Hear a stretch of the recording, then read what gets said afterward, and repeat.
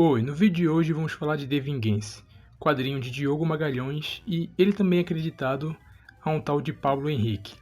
Porém, a HQ nunca deixa claro quem ficou responsável pelo quê na produção da HQ. E assim, eu sempre tive um certo receio extremo de falar sobre uma obra que eu acho ruim nesse canal. Afinal de contas, eu também tenho minha própria HQ e tô suscetível a levar bastante hate por algum quadrinista que não goste de um vídeo meu e vai mobilizar seus fãs pra me atacar e atacar minhas obras. Porém, isso já passou, pois eu creio que eu tenho amadurecido um pouco com a minha forma de criticar algo, fazendo não soar exatamente um ataque pessoal, sendo bem menos escroto com a minha forma de me expressar. Mas enfim, o que é The Vingança? É basicamente uma história entre muitas e muitas aspas política onde se passa em uma escola chamada God of School, que é uma escola feita para formar aquele que deveria ser o salvador do mundo. E uma coisa que eu gostaria de apontar é sobre o nome dessa escola, já que God of School significa Deus da escola, mas eu acho que o sentido deveria ser o contrário, School of God, que seria basicamente a escola de Deus, já que ela tem o objetivo de formar a escola do salvador do mundo. Mas enfim, o mundo está em uma crise climática e os Estados Unidos criou a God of School para utilizar crianças que são imigrantes ilegais para formar o líder político perfeito e resolver todos os problemas. Mas Nicholas, o nosso protagonista, não concorda com os métodos usados aqui, pois a escola liga somente para as notas dos alunos. Então ele decide formar uma revolução criando uma sociedade secreta para derrubar esse sistema opressor, formado por ele e mais 4 integrantes que são colegas seus que são renegados e fracassados da God of School. Dado o contexto geral da HQ, eu tenho que apontar muitos, mas muitos erros gritantes que ela tem no capítulo 1. Se você acompanha meu canal, com certeza já viu meu vídeo sobre a importância de ter um capítulo 1, pois ele tem o objetivo de aprender o seu leitor logo de cara. Porém, essa HQ falha e muito nesse quesito, pois ela tem um grande problema envolvendo sua escrita e principalmente a sua arte. Uma coisa que eu sempre costumo dizer é que um quadrinho é basicamente 60% roteiro e 40% arte. Mesmo que sua arte seja mais ou menos, se sua história for muito boa, ela vai com certeza prender a pessoa. E o contrário também vale. Uma arte incrível pode também prender uma pessoa se ela tiver um roteiro um pouco mais fraco. Porém, no caso da arte ser ruim e o roteiro também, aí já é foda, meu nobre. Vamos começar falando da arte, pois é bem mais fácil de formular o que eu tenho para dizer sobre ela. Primeiramente, os designs de personagem. Temos 2 personagens aqui, Albert e Nicholas. Um tem cabelos brancos e o outro é loiro. Mas como essa história é em preto e branco, os 2 têm cabelos brancos. Porém, essa também é uma história que se passa em uma escola, onde todos usam um uniforme, ou seja, temos 2 bonecos praticamente iguais conversando aqui. Bate o olho e me diz quem é quem. Você consegue? Lógico que não. Pois é, mozinho, a única forma de você diferenciar os personagens é que o Albert ele tem cabelo atrás do pescoço e o Nicholas não. Sabe, isso é confuso para quem só bate o olho. Um problema que poderia ser facilmente resolvido com um chapéu, um gorro, um óculos, ou sei lá, uma cicatriz na cara. Sem falar que a arte é extremamente poluída e totalmente desagradável aos olhos. E ainda tem louco que comentou coisas desse tipo nessa HQ. E também temos que falar da incapacidade do artista em desenhar personagens de lado, pois todo mundo aqui só parece um cavalo. E a quadrinização é só muito, mas muito tenebrosa, pois por mais que os quadros em si sejam colocados da forma mais simples e preguiçosa possível, os desenhos são mal aplicados e também os balões são extremamente grandes demais e não temos muita variação de poses. Basicamente os personagens só estão de frente e de lado conversando, e isso se torna extremamente repetitivo, principalmente para quem está maratonando essa HQ, lendo ela em uma tacada só, como eu fiz para poder fazer esse vídeo. E falando nos balões, mano, a quantidade de erros ortográficos que tem aqui é enorme. Sim, eu sei que até a minha HQ tem, mas, pô, mano, comer uma vírgula, esquecer um acento, é até de boas, todo mundo tá suscetível a isso, levando em conta a alfabetização do brasileiro médio. Agora, cara, tem uns erros aqui que... Jesus armado. E pior, muitos desses erros ele conserta redesenhando por cima. E o balão fica simplesmente uma coisa horrorosa de se ver. Sem falar em alguns erros de continuidade, por exemplo, há personagens aqui que têm cabelos pretos, mas ficam com cabelos brancos. Ou então repetição de arte para poder não ter que redesenhar um quadro. Sem falar que todo o contexto da história da lore desse mundo é contada totalmente em texto nessa HQ. Sim, 100% de texto. Irmão, tu quer fazer um quadrinho ou escrever um livro? Se decide aí, tá ligado? E pra finalizar aqui o tópico das artes, eu tenho que falar da composição das capas. Pois, tá ligado aquela camisa Teu Céu? Então, as capas de The Vengeance têm basicamente o mesmo problema. A composição do letreiro é terrível. Só pra você bater o olho, tá ligado? Simplesmente não funciona. Ele coloca o número do capítulo entre onde deveria ser o artigo e o nome da HQ. Mas claro, eu também não posso ser injusto aqui. Essa HQ tem sim uma certa melhora na arte a partir do capítulo 4. Eu não sei exatamente qual a ferramenta que o artista usava para desenhar quando ele fez os primeiros 3 capítulos, mas a partir do capítulo 4 dá uma boa melhorada, mas não fique muito feliz. Isso acontece pois essa história, a partir do capítulo 4, começa a ser feita pelo Ibis Paint. E agora temos painéis mais bem encaixados, balões desenhados pela régua redonda, uma fonte nova, bem melhor e mais apropriada para quadrinhos. E não é como se os desenhos em si estivessem melhorado, tá ligado? Foi só graças a ferramentas novas que o artista teve e também uma melhora na resolução das páginas. E também a arte está bem mais limpa e menos poluída, porém isso é uma faca de dois gumes, pois muitos recursos existentes aqui que foram feitos para facilitar certos trabalhos e evitar que você tenha que desenhar em si, ele vai usar e vai reutilizar várias e várias vezes. E não é só de arte que o homem vive. Temos alguns problemas narrativos que, meu Deus do céu. Vamos lá. Nicholas, o protagonista. Ele decide criar uma sociedade secreta para se vingar da God of School. E ele inicia com 5 membros nesse grupo. E assim, uma dica para você que quer escrever histórias pela primeira vez. Nunca, jamais, de maneira nenhuma, faça um grupo como protagonistas na sua primeira história. Eu lembro até de um amigo que queria fazer um mangá pela primeira vez sobre um grupo de 5 super-heróis estilo Power Rangers. E a primeira coisa que eu disse foi, irmão, não faz isso pelo amor de Deus porque vai dar merda. Se tu ainda quer fazer um grupo de heróis, pelo menos diminui pra 3, pois fica muito mais fácil. Fazer um grupo de protagonista é extremamente difícil, pois demanda muito esforço dar a cada personagem uma característica única e marcante. Além de que você tem que se policiar para não fazer personagens se destacarem mais que o outro, ou pior, que é fazer o contrário, fazer, por exemplo, um membro que é totalmente descartável e, sabe, que ninguém dá a mínima. E analisando o grupo do Nicholas, que no caso se chama White Mask, temos aqui o Nicholas, que ele é o líder, ele é o cabeça por trás de todos os planos, e ele tenta ser basicamente o Thomas Shelby / Yano Koji da vida. Temos o Albert, que é basicamente a mesma coisa que o Nicholas em design, e isso atrapalha muito a leitura no geral, principalmente nos primeiros capítulos, mas ele em si é só meio sentimental demais, ele age mais na emoção, enquanto o Nicholas tenta ser a razão, e muita ênfase no tenta, tá ligado? Tem o Malik que só tá aqui pra fazer cota negra, a única coisa que temos pra saber sobre ele é que ele veio de algum lugar da África e quer ajudar seu povo. Tem a Sofia, que na teoria deveria ser a personagem fofa, meiga do grupo, mas novamente é sem sal, sem carisma, que nem os outros personagens. E a Margot, que com certeza, na minha opinião, é a pior personagem de todas, pois a única coisa que ela sabe fazer é fumar. A personalidade dela é só basicamente, eu quero cigarro, me dê algum Marlboro por aí. É somente isso, ou seja, é um grupo sem carisma nenhum, tanto que eu acho que isso foi feito pra só dar a impressão de que o Nicholas é extremamente genial, já que toda vez que ele dá uma ideia, todos os outros falam que ele é inteligente, incrível, e elogiam ele como se fosse meu professor de história falando de Che Guevara, tá ligado? Só faltando bater punheta pra ele. A única vez que rolou de um personagem discordar do Nicholas foi somente porque era necessário pra história avançar. Mas o pior nem são os personagens em si, mas sim as resoluções dos acontecimentos que são corridas e não tem consequência nenhuma. Por exemplo, no início da história eles decidem formar uma sociedade secreta para derrubar o Estado. Mas eles só são adolescentes, como é que eles vão conseguir financiamento para concretizar seus planos? É muito simples. A Sofia, ela simplesmente hackeia o Tigrinho e agora eles têm praticamente dinheiro infinito. De graça, assim, tá ligado?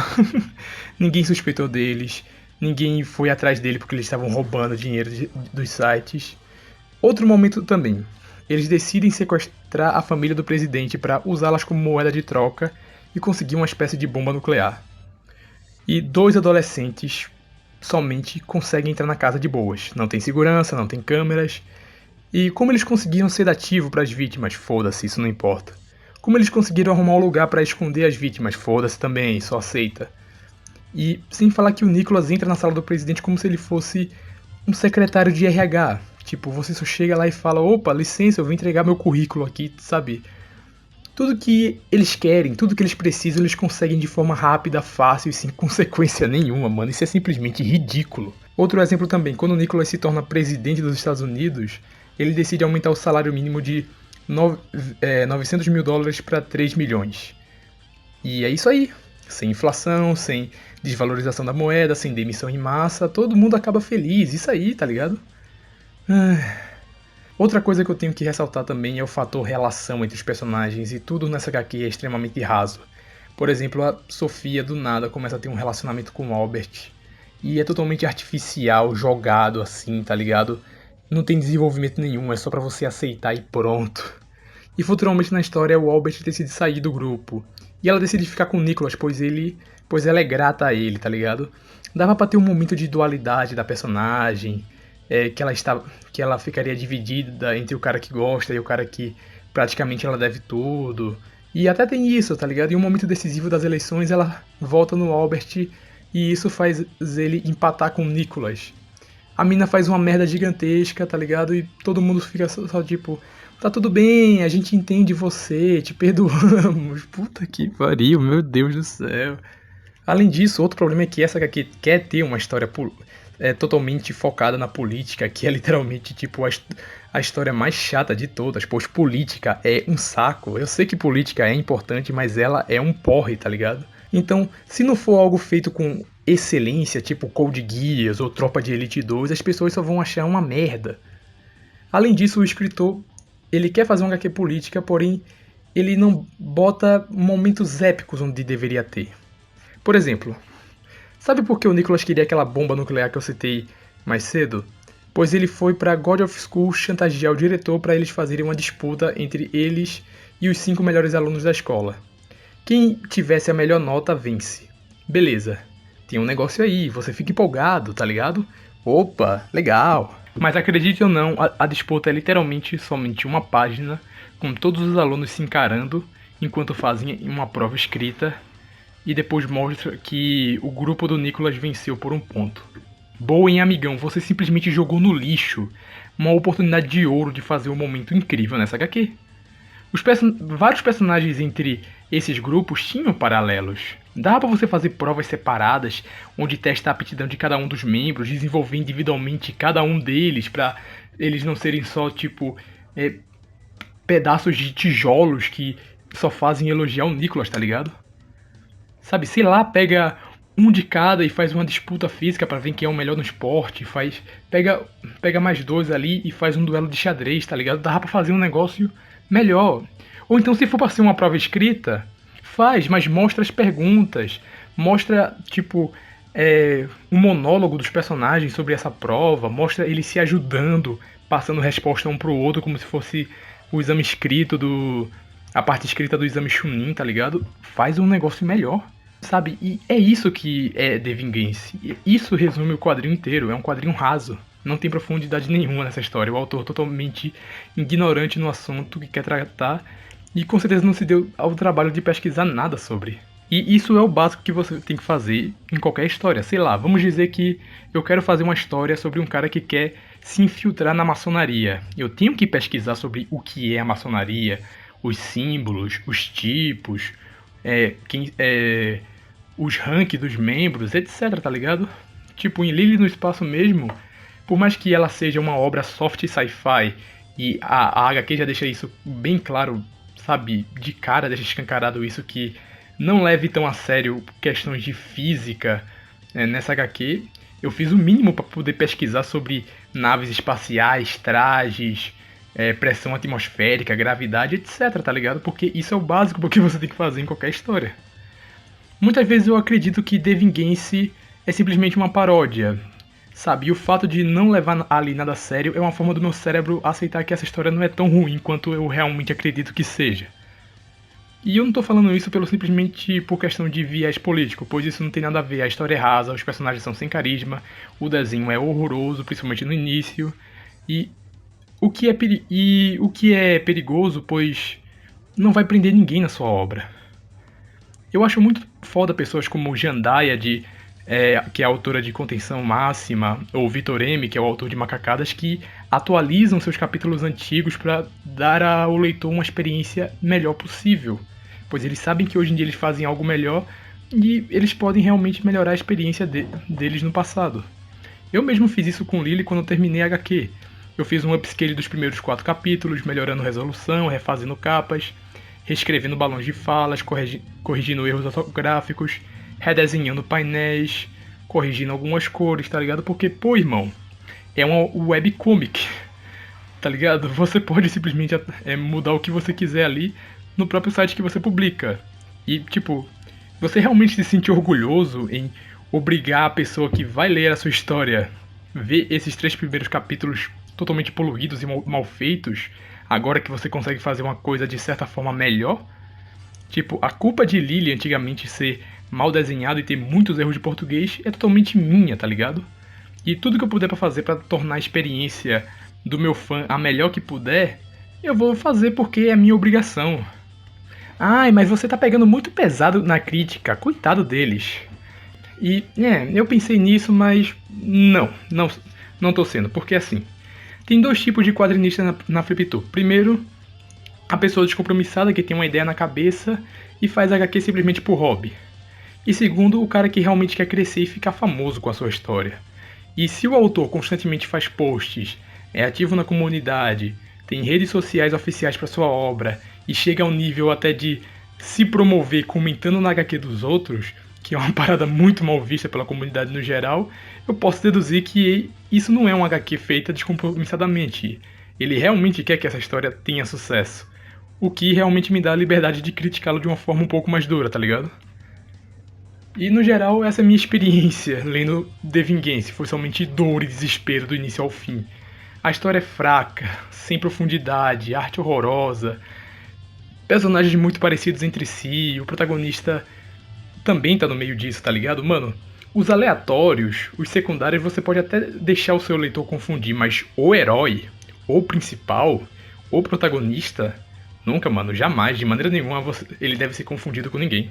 E o que me deixa mais cabreiro são comentários elogiando essa história, tipo... A única vez que eu vi o pessoal criticando de verdade foi no capítulo onde eles sequestraram a família do presidente, que o pessoal achou meio zoado o fato deles simplesmente conseguirem fazer isso de uma forma tão fácil, mas no geral, eles só estavam fazendo isso como um tom de zoeira e não como crítica de fato, tá ligado? Eu sinto muitas vezes que a FlipTour é um lugar que tem uma comunidade bem acolhedora, porém ela não tem senso crítico nenhum. E acredito que isso também seja pelo motivo que eu falei anteriormente, que é o mesmo que o meu. Se eu tenho uma HQ e eu falo mal da sua, o que me garante que você não vai querer tacar hate em mim ou que isso vai gerar uma treta na internet, tá ligado? Então é como se fosse mais uma guerra fria, tá ligado? Eu não falo mal de você, você não fala mal de mim, e tamo aí, tá ligado? Mas esse é basicamente o intuito do meu canal, discutir sobre escrita e narrativa de quadrinhos que eu leio por aí, e ajudar quem não é tão bom a melhorar cada vez mais com os meus vídeos. Acho que outro problema que eu tenho também que me fez desgostar tanto dessa HQ é que eu tenho uma certa falta de suspensão de descrença. E pra você que tá se perguntando o que é isso, é basicamente o quanto você está disposto a aceitar tudo que uma obra te diz e, sabe, ser enganado por ela, sem questionar as coisas que estão vindo. Por exemplo, em Power Rangers SPD, temos o personagem Krug, que ele é um cachorro, ele tem um focinho enorme. Mas, quando ele morfa, quando ele vira um Power Ranger, a máscara dele é uma máscara humana. Como é que o focinho dele coube ali dentro? Tá ligado? Quem tem suspensão de descrença vai simplesmente falar, ele se transformou e é isso aí, tá ligado? Vai simplesmente ver ele sendo herói e aceita de boa. No meu caso não, eu fico questionando isso porque não faz sentido na minha cabeça. Outro exemplo também é que, pra mim, não faz sentido, não importa onde seja, um personagem usar a mesma roupa sempre em uma história. Tá ligado? O Goku usa a mesma roupa toda hora. A Mônica, sabe? O guarda-roupa da Mônica, ela tem o mesmo vestido. Eu sei que design de personagem é difícil, eles fazem isso pra padronizar e não ter que pensar em outras roupas para o personagem, mas, tipo, pra mim isso não me desce, tá ligado? De jeito nenhum. Mas, É assim, eu reforço que leiam a HQ e tirem suas próprias conclusões, ok? Bom, é basicamente isso. Se gostou, deixa o like, se inscreve, entra no meu server do Discord aí no comentário fixado. E todo o conteúdo desse canal é de graça, mas se você quiser e puder me apoiar, o LivePix tá aí. Então é isso. Até o próximo vídeo. Tchau.